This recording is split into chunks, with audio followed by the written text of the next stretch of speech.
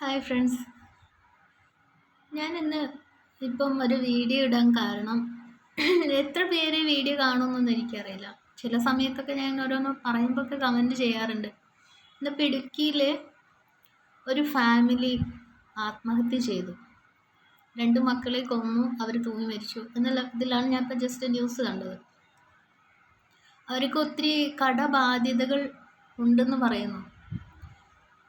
ഇപ്പം എൻ്റെ അനുഭവത്തിൽ ഒരു കാര്യം പറയാനുള്ളത്, ഒരു 2018 ഞാൻ ഇങ്ങനെ ഫേസ്ബുക്ക് നോക്കിക്കൊണ്ടിരിക്കുന്ന സമയത്ത് ഞാൻ ഒരു കമൻറ്റ് കണ്ടു.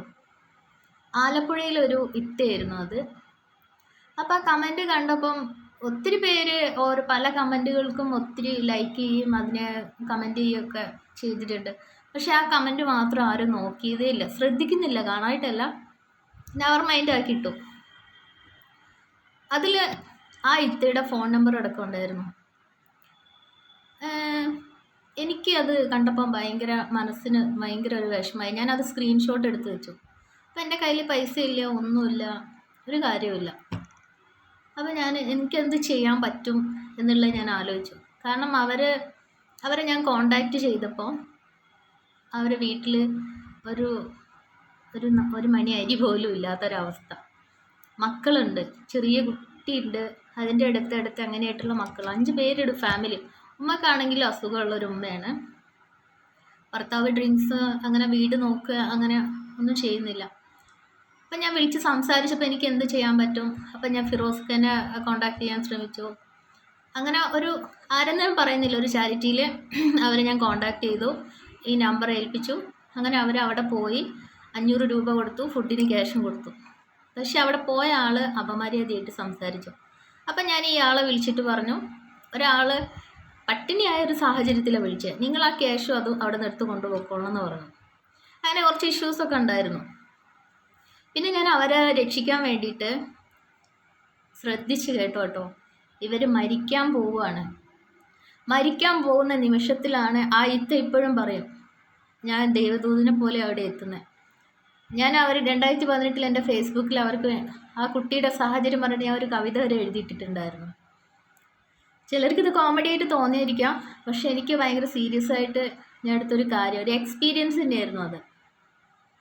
മരിക്കാൻ നിൽക്കുന്ന അവരെ ഞാൻ സംസാരിച്ച് അവരെ മൈൻഡ് മാറ്റിയെടുത്തു. എൻ്റെ കയ്യിൽ ക്യാഷ് ഇല്ല, പക്ഷെ എൻ്റെ വാക്കുകൾ കൊണ്ട് അവർക്ക് ബലം നൽകിയിട്ട് അവരെ ഞാൻ പിടിച്ചു നിർത്തി. അപ്പോൾ അവർക്ക് എന്നോ ഭയങ്കര സ്നേഹം എന്ന് പറഞ്ഞു കഴിഞ്ഞാൽ, അവരുടെ സ്നേഹം എങ്ങനെയാണെന്ന് പറഞ്ഞറിയിക്കാൻ പറ്റാത്തൊരു സ്നേഹം. ആ ഉമ്മമ്മയൊക്കെ പറഞ്ഞറിയിക്കാൻ പറ്റില്ല. അങ്ങനെ ഞാൻ ഈ പഞ്ചായത്ത് മെമ്പർ കോണ്ടാക്ട് ചെയ്യാൻ ശ്രമിച്ചു, പോലീസ്, ഇവരൊക്കെ ഞാൻ വിളിച്ച് സംസാരിച്ചതിൽ എനിക്ക് മനസ്സിലായത് എന്താണെന്നറിയോ, അവർക്ക് സഹായിക്കുന്നതിലുപരി അവരെ ഒരു മോശമായിട്ടുള്ള രീതിയിൽ ആയിത്തന്നെ പറയേണ്ടത്. തിന്നാൻ പൈസ ഇല്ലെങ്കിലും ഫോണിൽ റീചാർജ് ചെയ്യാൻ പൈസ ഉണ്ട്, ചില കാര്യങ്ങളൊന്നും ഞാൻ പറയുന്നില്ല. ഇതൊന്നും ഒരു റെസ്പോൺസിബിലിറ്റി ഇല്ല, ഒരു പോലീസ് ഓഫീസർക്ക് പറ്റിയ സ്വഭാവമൊന്നുമല്ല. എല്ലാവരും അങ്ങനെയാണെന്ന് ഞാൻ പറയുന്നില്ല, അതിൽ നെറികെട്ട ഒരുപാട് ഓഫീസേഴ്സും ഉണ്ട്, കാക്കിയിട്ടതിൽ കുറേ ആൾക്കാരുണ്ട്. അപ്പോൾ ഈ പഞ്ചായത്ത് മെമ്പർ ആയാലും ആരായാലും അവരൊന്നും സഹായിച്ചിട്ടില്ല. അങ്ങനെ ഞാൻ 2018 കഴിഞ്ഞു, 2022 ആയ സമയത്ത്, അല്ലാതൊക്കെ ഞാൻ ഒത്തിരി പേരെ സഹായിക്കുന്ന കാര്യങ്ങൾ, അത് ഞാൻ വലിയ ആളാവാൻ വേണ്ടിയിട്ടൊന്നും പറയുന്നൊന്നുമല്ല. എനിക്കൊരു ചാരിറ്റി ഗ്രൂപ്പ്, എന്നെ സ്നേഹിക്കുന്ന ആൾക്കാർ എൻ്റെ ഫേസ്ബുക്കിൽ നിന്ന് പേജിനായിട്ട് ഇത്ര പേര് എന്നെ സ്നേഹിക്കുന്നുണ്ട്, എന്നെ മനസ്സിലാക്കുന്നുണ്ട്. അങ്ങനെ ഞാനൊരു ചാരിറ്റി ഗ്രൂപ്പ് ഉണ്ടാക്കി, ജൂബിയും ചങ്സും. അത് ഞാനിവിടെ ന്യൂസ് വന്നപ്പോൾ സമയത്ത് അവരോടൊക്കെ നന്ദി പറഞ്ഞിട്ടുണ്ടായിരുന്നു. അവരൊക്കെ കൂടെ നിന്നപ്പോൾ, ഒരു കെട്ടായി നിന്നപ്പോൾ അവർക്ക് മാസത്തിൽ ഒരു തുക എന്നുള്ള രീതിയിൽ അയച്ചു കൊടുത്തു, ഫുഡിന് വേണ്ടിയിട്ട്. അങ്ങനെ ഒത്തിരി ഫാമിലീസിന് കൊടുത്തിട്ടുണ്ട്. അതൊരു കല്യാണത്തിന് 2 മാസം മുന്നെയാണ് ഞാനത് നിർത്തിയത്. അപ്പോൾ കല്യാണം കഴിഞ്ഞിട്ട് ഒരു 6/12/2022 23 കല്യാണം കഴിഞ്ഞിട്ടുണ്ടായിരുന്നത്. ഇപ്പോൾ 1.5 വർഷമായിട്ടില്ല. അപ്പം ഇത്ര കാലയളവിലാണ് ഞാനിത് നടത്താണ്ടിരുന്നത്. പക്ഷെ ഞാനിതിപ്പോൾ പറയാനുണ്ടായ അനുഭവം, സ്വന്തം വീടിൻ്റെ അടുത്ത് പോലും ഒരാൾ പട്ടിണിയായാലും എന്തായാലും ഒരാൾക്കും സഹായിക്കാനോ അവിടെ എത്തിപ്പെടുന്നില്ല. നമ്മൾക്ക് കൊടുക്കാനൊന്നും വേണ്ട, നമ്മളെ നാവ് കൊണ്ട് നമുക്ക് ഒരാളെ എങ്ങനെ പറഞ്ഞ് കൺവിൻസ് ചെയ്ത് അവരെ ജീവിതത്തിലേക്ക് കൊണ്ടുവരാൻ പറ്റുന്ന കഴിവുണ്ടെങ്കിൽ കൊണ്ടുവരാൻ അവൾക്ക് ഒരു സപ്പോർട്ട് കൊടുക്കുക. ഒന്നും കൊടുക്കണ്ട. ആ വാക്കുകളിൽ അവർ നിന്നു. ഇനി നിങ്ങൾക്ക് കൊടുക്കാൻ പറ്റിയെങ്കിൽ കുറച്ച് അരിയോ അങ്ങനെ എന്തെങ്കിലും സഹായിക്കാൻ പറ്റുക അത് സഹായിക്കുക. അവരെ കൂടെ നിൽക്കാൻ പറ്റുക ഒന്ന് ചേർന്ന് നിൽക്കുക എന്ന് പറയുന്നത് തന്നെ വലിയൊരു കാര്യമാണ്.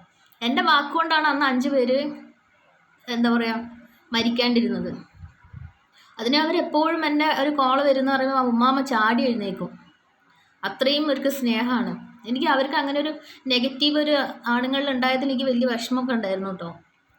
പിന്നെ ഞാൻ അവർക്ക് എല്ലാ മാസവും ക്യാഷ് അയച്ചു കൊടുത്തിട്ടുണ്ട്. ഇത്ത ആരാന്നൊന്നും പറയുന്നില്ല. ഇത്തക്ക് ഏതെങ്കിലും കാലം ഇഷ്ടമുണ്ടെങ്കിൽ ഇത്ത പറയട്ടെ. പിന്നെ ജയറാം അദ്ദേഹം ഒരിക്കലും ഇത്തൊക്കെ ഒരു സ്റ്റേജിൽ കുറച്ച് ക്യാഷ് സഹായം കൊടുത്തിട്ടുണ്ട്. അതിലൊത്തിരി നന്ദി. അപ്പം ഞാൻ പറഞ്ഞു വന്നത് അടുത്തുള്ള ആൾക്കാർ പോലും ശ്രദ്ധിക്കുന്ന ഒരു പഞ്ചായത്ത് മെമ്പറായാലും ആരായാലും അപ്പം നമ്മൾ ചുറ്റുവട്ടമുള്ള ആൾക്കാർ ഇങ്ങനെ ഒരു സാഹചര്യത്തിൽ വരുമ്പോൾ വെറുതെ അവരെ നെഗറ്റീവ് നോക്കാതെ അവരവിടെ എന്ത് വെച്ചിട്ടുണ്ടോ കഴിക്കുന്നുണ്ടോ. ഒരിക്കലും വലിയ വീടാണ് അവർക്കൊന്നും ആവശ്യമില്ല അവർക്കെല്ലാം ഉണ്ടെന്ന് പറയുന്നത് തെറ്റാണ്. ഞാൻ ഈ പ്രൊഡക്റ്റ് കൊടുക്കുന്ന സമയത്തൊക്കെ വലിയ വാർപ്പിട്ട വീടായിരിക്കും, പക്ഷെ ആ വീട്ടിൽ തീ പുകഞ്ഞിട്ടുണ്ടാവില്ല. ഇതൊക്കെ ആർക്കെങ്കിലും അറിയോ? മക്കൾ വിദേശത്തൊക്കെ ആയിരിക്കും, വലിയ സംഭവമായിരിക്കും, പക്ഷെ അവിടെയുള്ള അച്ഛനമ്മയായിരിക്കും തറ തുടയ്ക്കുന്നത്. അങ്ങനെ ഒരുപാട് കാര്യങ്ങളുണ്ട്. ഞാൻ ആ ഒരു വീഡിയോ പണ്ട് ഞാൻ ചെയ്തിട്ടുണ്ടായിരുന്നു. അന്ന് ചങ്ങാതിക്കൂട്ടത്തിൽ ബിനീഷേട്ടൻ അത് അപ്ലോഡ് ചെയ്യാൻ നിന്ന ഒരു സമയം. പക്ഷെ അത് പിന്നെ ബിനീഷേട്ടൻ ചെയ്തിട്ടില്ല. പക്ഷെ അതിന് ശേഷമാണ് മാനുക്ക എന്ന് പറഞ്ഞ അദ്ദേഹം ഈ കാര്യം പറഞ്ഞിട്ട് വീഡിയോ ചെയ്ത് വൈറലായത്. അത് ചങ്ങാതിക്കൂട്ടത്തിൽ ആ ഏട്ടനറിയാം. ഇതൊക്കെ ഞാൻ ആ മാനുക്ക അദ്ദേഹം പറയുന്നതിന് മുന്നേ പറഞ്ഞിട്ടുള്ള കാര്യങ്ങളാണ്. ഇതൊക്കെ ഞാൻ ഓരോ കുടുംബത്തിലെ കാര്യങ്ങളൊക്കെ മനസ്സിലാക്കി പറഞ്ഞിട്ടുള്ളൊരു കാര്യങ്ങളാണ്. ഇപ്പോഴും ഈ ആത്മഹത്യക്ക് സംഭവിക്കുന്നത് വെച്ച് കഴിഞ്ഞാൽ മരിക്കാൻ പെട്ടെന്ന് കഴിയും ഏത് സാഹചര്യത്തിലും, നമുക്കങ്ങനെ തോന്നും. പക്ഷെ നമ്മൾ പിടിച്ച് നിൽക്കുക എന്നുള്ളതാണ് നമ്മളെ മനസ്സിൻ്റെ കോൺഫിഡൻസ്. പിന്നെ മറ്റുള്ളവർ കൊടുക്കുന്ന സപ്പോർട്ട്. പിന്നെ നമ്മൾ നിന്ദിക്കുക എന്ന് പറയുമ്പം എളുപ്പമാണ്, പക്ഷെ അവർ ജീവിച്ച് വരിക എന്ന് പറഞ്ഞാൽ വലിയ എളുപ്പമുള്ള കാര്യമല്ല. അവർക്ക് ഒരുപാട് 10 ലക്ഷം 20 ലക്ഷം അല്ലെങ്കിൽ ഒരു ചെറിയ തുകയാണെങ്കിൽ പോലും കടം വന്നു കഴിഞ്ഞാൽ ചിലർക്ക് ഭയങ്കര വിഷമമായിരിക്കും. അപ്പോൾ ആ ഫാമിലിയും കൊണ്ട് ഇപ്പം അവരെ ആരും സപ്പോർട്ട് ചെയ്യാനില്ലാത്തതുകൊണ്ടാണ് അവർ മരിച്ചത്. ആ കുട്ടികളെ കൊന്നിട്ടാണ് അവർ തൂങ്ങി മരിക്കുന്നത്. അപ്പം ആ സാഹചര്യം അവിടെ വന്നത് എന്തുകൊണ്ടാണ്? അവരെ പോലും സഹായിക്കാൻ ആരുമില്ല. അപ്പം അവർ മരിച്ചു കഴിഞ്ഞാൽ ആ 2 കുട്ടികളെ ആരെ നോക്കും? നമ്മൾ പറയും അയ്യോ കുട്ടീനെ കൊന്നു, അങ്ങനെ ചെയ്യേണ്ടായിരുന്നു. പക്ഷെ ആ അച്ഛനും അമ്മയ്ക്കും പകരം ആരും ആവില്ല. അവരെ സഹായിക്കാൻ ആളില്ലാത്തതിൽ ആ പിഞ്ചു കുട്ടികൾ ആരും നോക്കുന്നുള്ളൊരു ചിന്താഗതി ഉണ്ടാവും. ഗവൺമെൻറ് ആവും ചിലപ്പം അനാഥലത്തിൽ കൊണ്ടുപോകാതിരിക്കാം, മറ്റുള്ളവരാരെയും ദത്തെടുക്കാതിരിക്കാം, ഒക്കെ ഉണ്ടാവാതിരിക്കാം. പക്ഷെ അവരെ മനസ്സിൻ്റെ ഒരു സാറ്റിസ്ഫൈഡാണ് അവരവിടെ പൂർത്തീകരിച്ചിട്ട് അവർ പോകുന്നത്. അവർ ഭൂമിയിലൊന്നും ബാക്കി വെക്കാതെ അവർ കൊണ്ടുപോയി. എന്തുകൊണ്ടാണ്? ശരിക്കും അതിനൊക്കെ ഉത്തരവാദിത്വം നമ്മൾ ജനങ്ങളും ഈ ഗവൺമെൻറ്റും എല്ലാമാണ്. ചോദിക്കും കടം നമ്മൾ അവരോട് ചോദിച്ചിട്ടാണോ വാങ്ങിയെന്ന് ചോദിക്കും. പക്ഷെ അല്ല, നമ്മളൊന്നും കൊടുക്കണ്ട. നമ്മളെ വായ കൊണ്ട് നമുക്കൊരാളെ എങ്ങനെ സപ്പോർട്ട് ചെയ്യാൻ പറ്റും എന്നുള്ളതാണ്. അതുകൊണ്ടല്ലേ 2018 5 പേര് ആത്മഹത്യ ചെയ്യേണ്ടേ, മരിക്കാതെ അവരിന്നും ജീവിക്കുന്നില്ലേ? അവർക്ക് ഗവൺമെൻറ്റിൽ നിന്ന് വന്ന ഒരു സ്ഥലം കിട്ടിയിട്ടുണ്ട്, അവിടെ വീട് വെക്കുന്ന കാര്യമൊക്കെ പറഞ്ഞിട്ടുണ്ടായിരുന്നു. പിന്നെ അതിന് എത്ര വർഷം കഴിഞ്ഞിട്ട് പിന്നെ 1 വർഷത്തോളം അവർക്ക് ഞാൻ ക്യാഷ് കൊടുത്തില്ലേ മാസം ഫുഡിന്. അപ്പോൾ ഈ സാഹചര്യത്തിൽ അവർ പറഞ്ഞ ഒരുപാട് കാര്യം ഞാൻ ഇവിടെ പറയുന്നില്ല. അപ്പോൾ ആ നാട്ടിലുള്ള ഒരു ലേഡിയാണ് അവിടെ പഞ്ചായത്ത് മെമ്പർ. സ്ത്രീകൾ എന്ന് പറഞ്ഞു കഴിഞ്ഞാൽ പൊതുവേ ഞാനും നല്ല സംസാരിക്കുന്ന കൂട്ടത്തിൽ തന്നെ. പക്ഷെ ആവശ്യത്തിൽ ഏറെ സംസാരിക്കാൻ സാഹചര്യം ഉണ്ടായിക്കഴിഞ്ഞാൽ നമ്മൾ തന്നെ സംസാരിക്കണം. പക്ഷെ ആ സംസാരിക്കുമ്പോൾ നമ്മൾ ഒരാൾക്ക് കൊടുക്കാനുള്ളൊരു റെസ്പോൺസിബിലിറ്റി ഇല്ല, അത് നമ്മൾ മാറ്റി നിർത്താൻ പാടില്ല.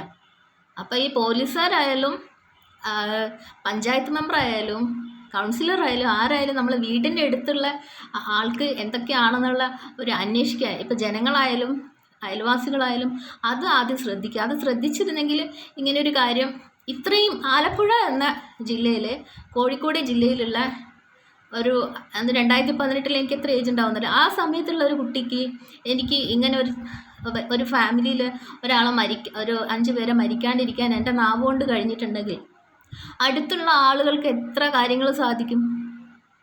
അതാണ് ഞാൻ പറഞ്ഞത്. അപ്പോൾ നമ്മൾ എല്ലാവരും ഉത്തരവാദി തന്നെയാണ്. ഒരു വാക്കുകൊണ്ട് അവരെ രക്ഷപ്പെടുത്തായിരുന്നു. ഇപ്പം മരിച്ചു കഴിഞ്ഞാൽ അത് പറയാനും കമൻ്റ് ഇടാനും എന്നെപ്പോലെ വീഡിയോ ചെയ്യാനും ഒത്തിരി പേരുണ്ടാവും, അത് ഞാനായാലും. പക്ഷെ ഞാൻ ആദ്യമായിട്ടാണ് ഈ വീഡിയോ ചെയ്യുന്നത്. പക്ഷേ എൻ്റെ ഒരു അനുഭവമാണ് ഞാൻ പറഞ്ഞത്. ഇത് അനുഭവിച്ച ഒത്തിരി കാര്യങ്ങൾ. അതുകൊണ്ട് എല്ലാവരും അതിൻ്റെ ഒരു റെസ്പോൺസിബിലിറ്റി തന്നെ ഉണ്ട്. എല്ലാവരും എല്ലാ ആഗ്രഹങ്ങളും മോഹങ്ങളും ഉള്ള വ്യക്തികൾ തന്നെയാണ്. സാഹചര്യമാണ് അവിടെ എത്തുന്നത്. അപ്പോൾ അത് കടക്കാൻ വേണ്ടിയിട്ട് ഒന്ന് പുഷ് ചെയ്ത് കൊടുക്കുക, നമ്മളൊന്ന് സപ്പോർട്ട് ചെയ്യുക എന്നുള്ളതാണ്. എനിക്ക് ഒരുപാട് വിഷമം തോന്നി. കാരണം ഞാൻ ഒരുപാട് അനുഭവിച്ചറിഞ്ഞിട്ടുള്ളത് ഓരോ ആളെ ചാരിറ്റി നടത്തുമ്പം ഓരോ ആളെ കോൾ വരുമ്പോൾ അപ്പോൾ ആണുങ്ങൾക്ക് പ്രശ്നമില്ലെന്ന് വിചാരിക്കും. ആണുങ്ങളെ പ്രശ്നം കേട്ട് കഴിഞ്ഞാലും വലിയ പ്രശ്നം തന്നെയാണ്. ആ പ്രശ്നം അനുഭവിക്കുന്നവർ പോലും എൻ്റെ കൂടെ ചാരിറ്റിയിൽ നിന്ന് ക്യാഷ് തന്നിട്ടുണ്ട്. അതൊക്കെ എന്തുകൊണ്ടാണ്? അവർക്ക് ആ കഷ്ടപ്പാടും പട്ടിണിയുടെ വില അറിയുന്നതുകൊണ്ടും അർഹതപ്പെട്ടവർക്ക് അത് കിട്ടണം എന്നുള്ളത് കൊണ്ടുമാണ്. ഞാനൊന്നും ഒരു രൂപ പോലും അതിൽ എടുക്കില്ല. ഞാൻ അങ്ങോട്ട് കൊടുത്തിട്ടേ ഉള്ളൂ. എൻ്റെ ചാരിറ്റി ഗ്രൂപ്പിലുണ്ടായ എല്ലാവർക്കും അറിയാം. വളരെ കറക്റ്റായിട്ട് കണക്കും കൊടുക്കും. കട ആവുന്നത് എനിക്കാണ്. അവർ ചോദിക്കും, നീ നിന്നെ മറന്നിട്ട് എന്തിനാ അങ്ങനെ ചെയ്യുന്നത്? അപ്പം ഞാൻ പറയും, മുന്നിൽ വരുമ്പോൾ എനിക്ക് നിഷേധിച്ച് വിടാൻ പറ്റുന്നില്ല. ഞാൻ ഇപ്പോൾ ഈ യൂട്യൂബ് ചാനൽ തുടങ്ങണം, അതിൽ നിന്നൊരു പങ്ക് ഇതുപോലെ അർഹതപ്പെട്ടവർക്ക് കൊടുക്കണമെന്ന് ഏതാ കൊല്ലം പറഞ്ഞു വെച്ചതാ. ചാനലൊന്നും ഞാൻ എടുത്തിട്ടില്ല. എടുത്തപ്പോഴും ഞാനത് നോക്കിയിട്ടുമില്ല. പക്ഷേ ഇപ്പോഴും അതെൻ്റെ മനസ്സിൽ അങ്ങനെ തന്നെയാണ്, അർഹതപ്പെട്ടവർക്ക് അതിലൊരു ഓഹരി കൊടുക്കുന്നുള്ളത്. അപ്പം നമ്മളെ കൊണ്ട് ചെയ്യാൻ പറ്റുന്നത് നമുക്ക് ദൂരെയായാലും എവിടെയായാലും ഏത് ജില്ല എന്നില്ല, നമുക്ക് ചെയ്യണം നമുക്ക് തോന്നുകയാണെങ്കിൽ ചെയ്യാൻ പറ്റും. അപ്പം വാക്കുകൾ കൊണ്ട് നമുക്ക് പറ്റുന്നത് ചെയ്യാം. Thank you.